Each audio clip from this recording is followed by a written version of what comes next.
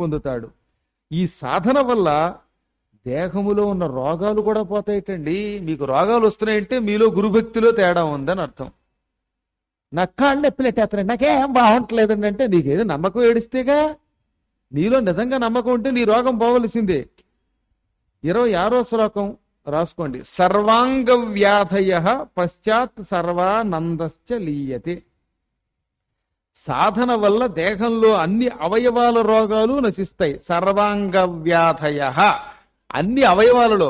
కొందరికి మోకాళ్ళ నొప్పులు, ఒక్కొక్కడికి మోచేతుల నొప్పులు, ఒక్కొక్కడికి భుజాల నొప్పులు, ఒకడికి కంటి నొప్పి, ఓడికి పంటి నొప్పి, ఓడికి తుంటి నొప్పి, ఓడికి ఇంకో నొప్పి. అన్ని నొప్పులేగా. ఈ నొప్పులు అన్నీ పోతాయి. ఆ తర్వాత ఆనందశ్చలీయతే, ఆనందంలో కలిసిపోతావు. లౌకిక ఆనందాలన్నీ ఇందులోకి పోతాయి.